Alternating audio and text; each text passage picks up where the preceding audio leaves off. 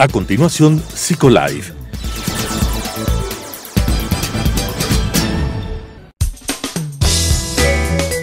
Clasificación A. Apto para todo público.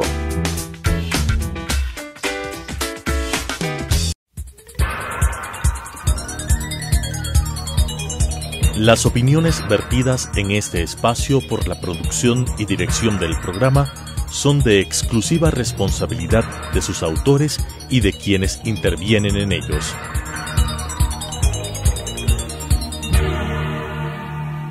Telesucesos Canal 29 UHF presenta Psicolife, un programa creado para hablar de psicología desde una vertiente científica pero amena con la conducción de la doctora Elizabeth Montenegro. Psicolife. Bienvenidos a una nueva entrega de Psicolife, cambiando tu vida desde tu mente. El trastorno por déficit de atención es una de las problemáticas que posiblemente se encuentra con mucha más recurrencia tanto en niños como en adolescentes, y es una confusión para padres y para maestros el saber cómo abordar este tema. Para trabajar hoy sobre esta importante temática hemos invitado a Mariano Escándar. Él es máster en neuropsicología infantil, es docente de la Universidad Favaloro en Argentina y coordinador de la Fundación de Neuropsicología Clínica. Mariano, bienvenido a Psicolife y gracias por aceptar nuestra invitación. Quiero empezar preguntándote cómo diferenciamos a aquel niño que es solamente desatento de aquel niño que tiene un posible trastorno por déficit de atención, o aquel niño que es inquieto, es un poco más molestoso, de un niño que tiene hiperactividad. Bienvenido, Mariano. Gracias, ¿cómo estás? Bueno, en realidad hay varias partes de la respuesta. La primera cuestión es, en cualquier trastorno mental o cualquier alteración, el primer asunto que hay que mirar es que tiene que existir realmente un problema en la vida cotidiana. Si el niño se mueve mucho, parece un poco distraído, pero le va bien en la escuela y en la casa es un chico que se puede manejar bien y tiene amigos, etcétera, eso ya es un criterio para quedarse tranquilos. En realidad, siempre que los profesionales tenemos que ayudar es porque hay un problema. Entonces, efectivamente hay mucha variedad entre las personas y hay personas más inquietas que otras, y solamente consideramos que eso es un problema cuando afecta la vida de la persona. Entonces, esa es, Elizabeth, una primera cuestión muy importante. Luego, otra cuestión es que comparado con otros niños de la misma edad, claramente lo que a él le sucede, al niño en cuestión, se va mucho de lo esperable. Todos los niños tienen una variedad, pero claramente una maestra puede ver cómo determinados chicos son comparativamente excesivamente inquietos, y ahí el criterio de comparación contra los niños de la misma edad y de la misma comunidad también es un tema muy, muy importante a tener en cuenta. Tenemos 3 criterios con los cuales identificamos un posible déficit de atención. El uno es la desatención, el otro es la hiperactividad y el otro es la impulsividad. Cuando hablamos de impulsividad, ¿a qué nos referimos? ¿Cómo podemos observar en el día a día, en lo cotidiano, a un niño impulsivo que puede estar presentando este trastorno?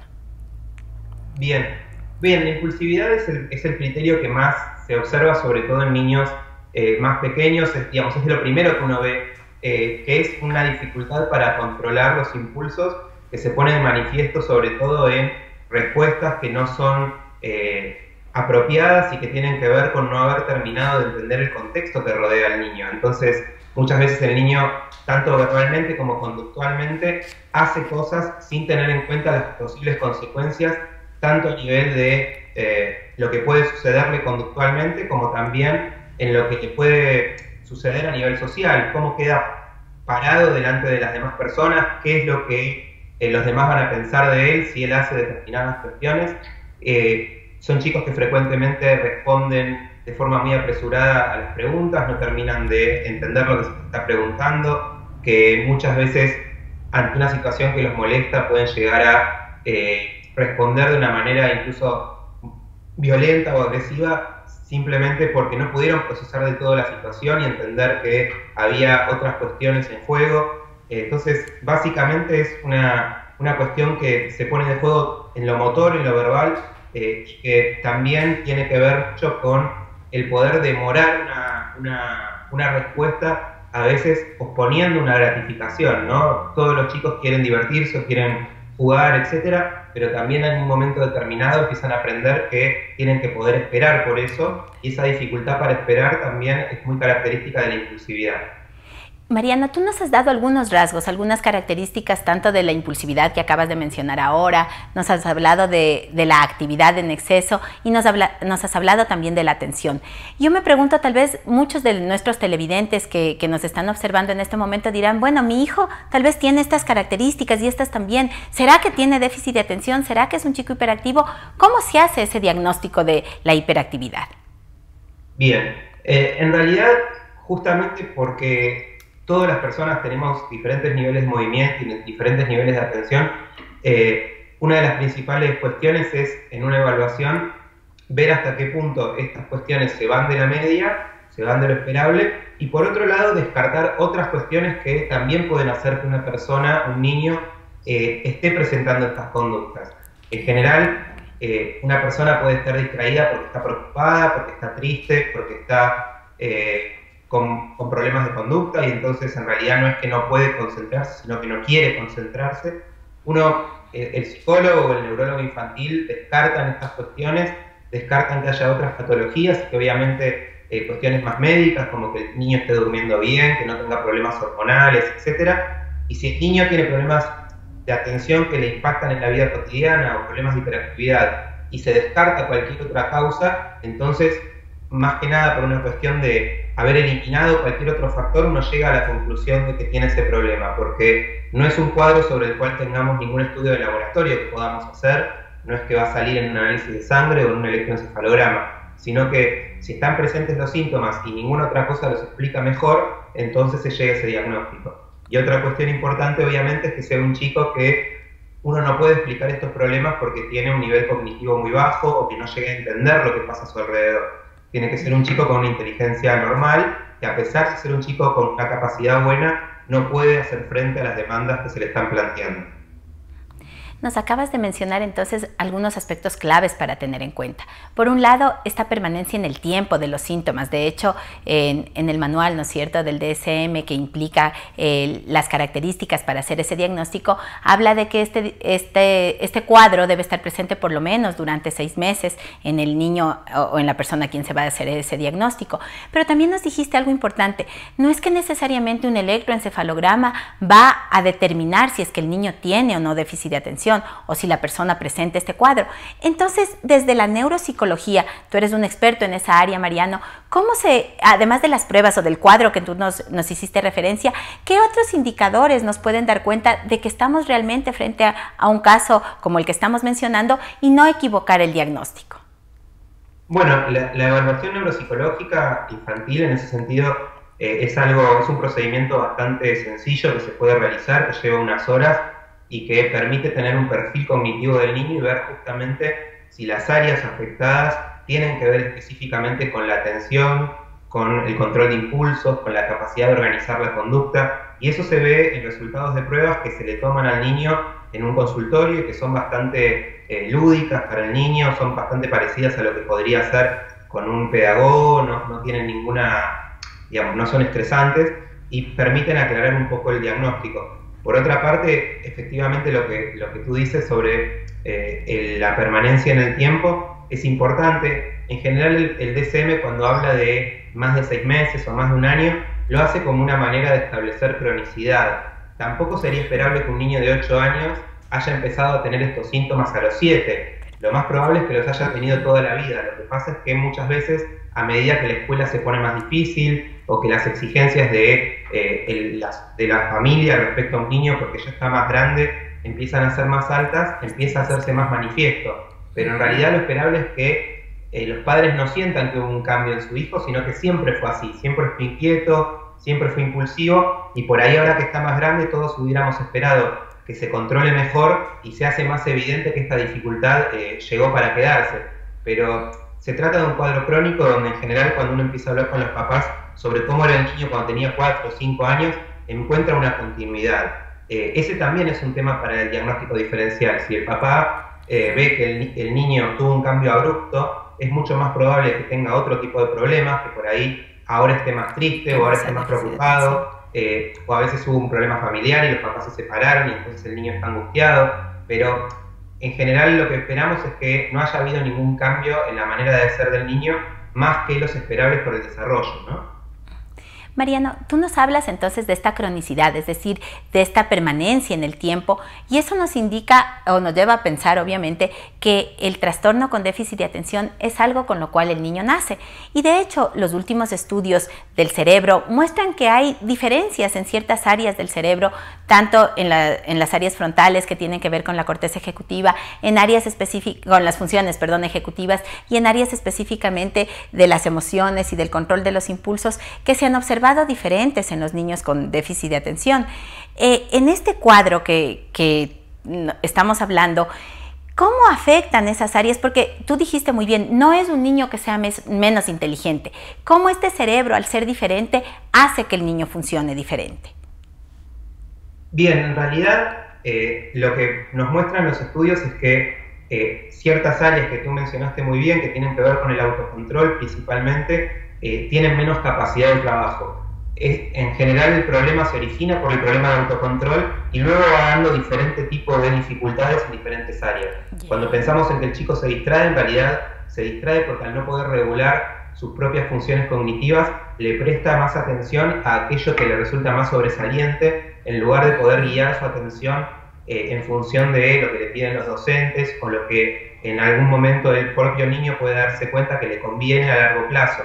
Siempre le va a resultar más llamativo aquello que lo estimula en el momento, ¿no?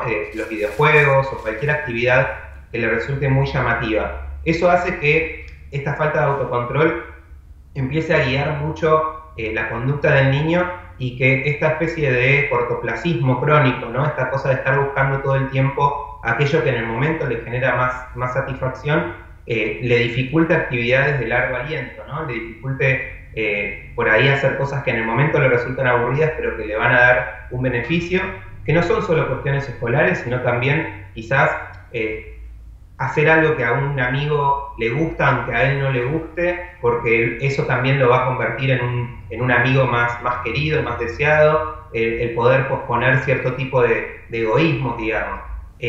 Entonces, decíamos, es un chico inteligente, pero esta impulsividad lo hace funcionalmente menos inteligente de lo que podría ser, porque aunque procesa la información como cualquier niño, no tiene conductas tan inteligentes como las que podría tener, ¿no? Ajá. Ahora tú hablas de algo que también hay que considerar, ¿no es cierto? Hablaste de la motivación, de cómo él empieza a desarrollarse socialmente. Y aquí también los estudios muestran que tanto la amígdala, que es una estructura del cerebro que tiene que ver con las emociones, y el núcleo accumbens, que tiene que ver con las recompensas, están influyendo directamente en ese sentido. ¿Cómo trabajar en este aspecto con los chicos para que aprendan a regular esas emociones y puedan integrarse adecuadamente en el ámbito social?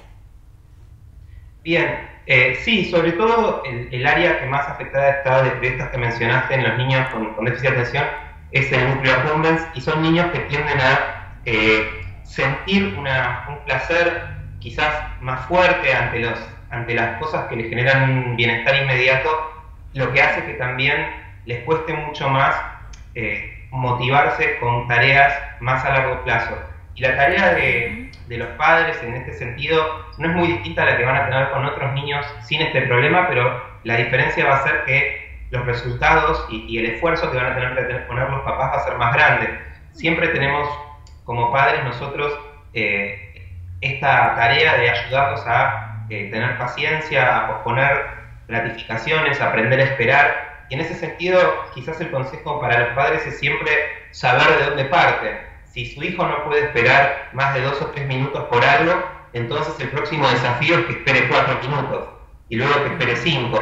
No pretender de repente que el niño pueda de un día para otro quedarse esperando mucho tiempo o hacer un plan a largo plazo, porque lo que va a suceder es que cuando el niño sature su capacidad de espera va a empezar a tener problemas de conducta, va a empezar a irritarse, y entonces de a poquito, desde que los niños son muy pequeños, uno puede empezar a trabajar con tareas que fomentan la espera, como pueden ser desde los juegos de mesa hasta poder decirle, bueno, si quieres que te dé esto, tienes que esperar a que tu mamá termine de hablar por teléfono, o si no puedes esperar a comer el postre con todos nosotros, entonces puedes comer una fruta, pero si quieres comer helado tienes que esperar a comerlo con nosotros, y que el niño aprenda que hay que poder esperar por las gratificaciones. Obviamente cada intervención va a tener que ver con la edad, y en chicos de 4 o 5 años se trabaja de esta manera muy simple. En personas más grandes también uno empieza a poder ayudarlos a planificar y a ver cuáles van a ser los beneficios que van a tener a largo plazo, ¿no? Los niños en la escuela tienen que estudiar para luego que les tomen un examen y luego esperar a que venga la nota y luego recién ven el resultado. Y obviamente todo eso es mucho menos divertido que jugar al video. Entonces, poder ayudarlo al niño a que mentalice y se haga una imagen del éxito que va a tener y de las consecuencias positivas que va a tener por lograr hacer estas cosas, también es una manera de hacer más presente el futuro y que le resulte más sencillo también sacrificar estos pequeños placeres por algo un poco más importante. Es decir, la autorregulación va muy vinculada a la motivación, al saber esperar. Hay otro aspecto que también se ve muy afectado en los chicos que presentan déficit de atención, y es justamente la memoria a corto plazo. ¿Cómo incide la memoria a corto plazo en su aprendizaje en general y en este desenvolvimiento del que tú nos estás haciendo referencia? Claro, la memoria a corto plazo, si bien el nombre memoria nos remite a la función más amplia de la memoria, es una parte de la memoria que está estrechamente ligada a la atención, porque nosotros, las personas, mantenemos una cantidad de información en la cabeza, lo cual nos permite procesarla y entenderla, y lo que nos permite mantener esa información en la cabeza es principalmente el hecho de evitar que otras informaciones nos distraigan de eso que estamos pensando. Entonces, estos problemas en memoria a corto plazo o memoria de trabajo, en general, lo que resultan es que el niño tiene en general un poquito más de dificultades para resolver problemas matemáticos, para comprender textos, para comprender discursos prolongados, porque mientras está escuchando o mientras está trabajando o leyendo, otras informaciones interfieren con esa memoria. Por eso también es una capacidad que el niño va a ir mejorando en la medida en que aprenda a regular su foco de atención y a bloquear interferencias del ambiente. Ahora, Mariano, tú nos hablas mucho de este proceso paulatino que el chico va a ir teniendo en la medida en que vaya autorregulando, que vaya aprendiendo a controlarse, en definitiva. Pero entra aquí en juego un factor que creo que asusta a todos los papás y en general a muchas de las personas, y es el hecho de la medicación. La medicación es algo que uno escucha frecuentemente que va de la mano con el déficit de atención. ¿Qué tan beneficiosa es esa medicación en el funcionamiento cognitivo de los chicos? ¿Les ayuda o no les ayuda? ¿Qué nos puedes decir al respecto? Sí, la Asociación Americana de Psiquiatría plantea que la medicación es un recurso que debe utilizarse en todo niño que, teniendo este problema y habiendo realizado alguna intervención sistemática a nivel psicoterapéutico por más de 6 meses, no haya logrado resultados. En ese sentido, es una intervención que, si bien sabemos que funciona, solemos tomarla como un segundo momento del tratamiento después de haber hecho un intento previo de ayudar de otra manera. Sin embargo, es un recurso muy útil y que efectivamente más de la mitad de los niños con problemas de atención terminan necesitando. No es una medicación curativa, es decir, simplemente mejora la calidad atencional mientras dura el efecto de la medicación. Luego, cuando se ve el efecto, el niño vuelve a estar como antes, pero obviamente durante ese periodo de tiempo en que duró la medicación, el niño tiene mejor capacidad de autocontrol, puede aprender más en la escuela. Muchas veces esa medicación también posibilita que sociabilice mejor porque no tiene respuestas que por ahí lo hacen ser rechazado por los demás. Y en general la eficacia de la medicación va a ser mayor en el control del movimiento, en el control de impulsos y en el foco atencional que en otras cuestiones por ahí más secundarias, pero que también afectan mucho, como la regulación emocional, como la capacidad de planificación. Y para todas esas cosas sigue siendo muy importante el trabajo tanto de un psicólogo como de un trabajo también dentro del ámbito escolar. Pero efectivamente, como tú dices, las personas le tenemos cierto miedo a los psicofármacos, eso es lógico. Yo como padre vería como una mala noticia enterarme que a mi hijo hay que darle un remedio de ese tipo, pero en el fondo es una mala noticia como la que podríamos recibir también si nos enteramos que al niño hay que darle insulina porque es diabético o cualquier otro problema.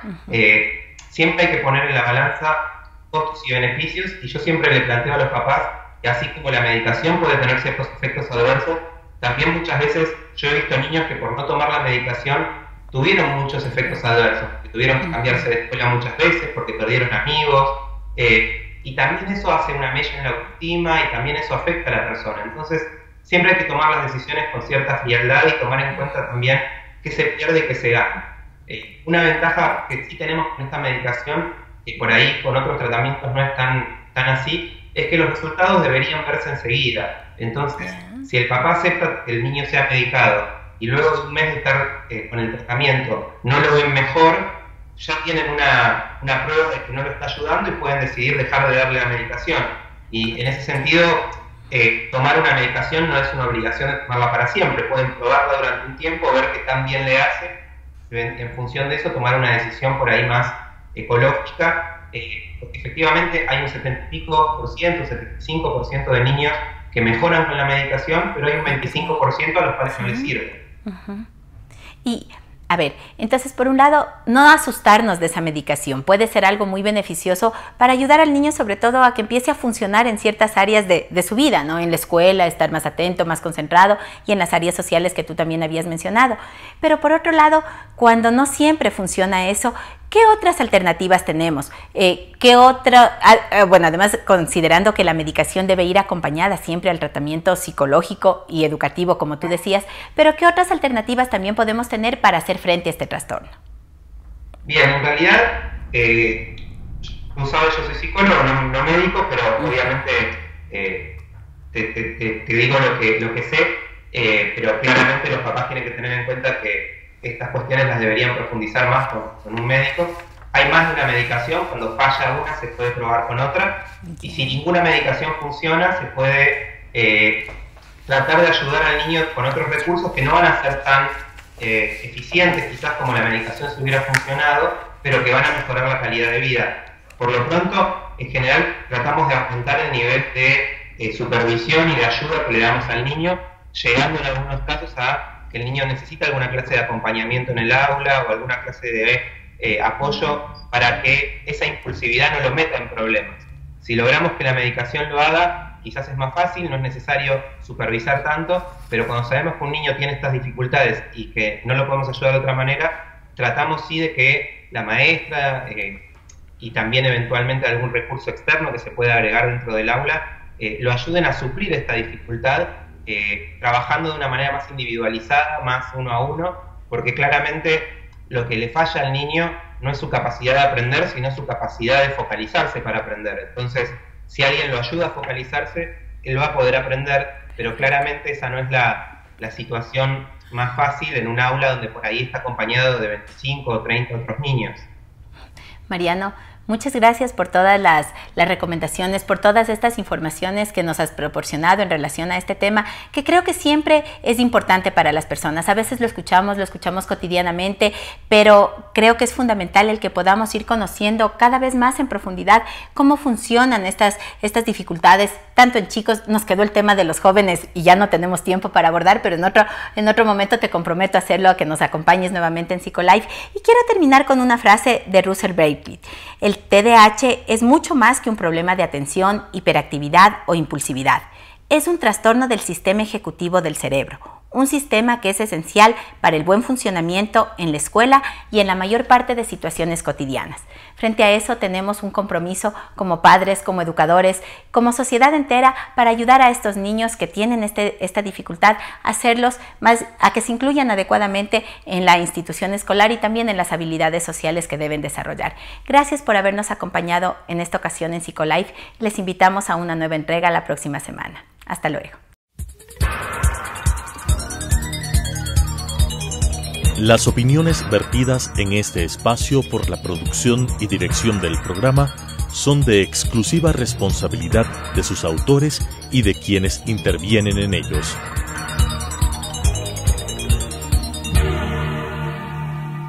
Telesucesos Canal 29 UHF presentó Psicolife, un programa creado para hablar de psicología desde una vertiente científica pero amena, con la conducción de la doctora Elizabeth Montenegro. Psicolife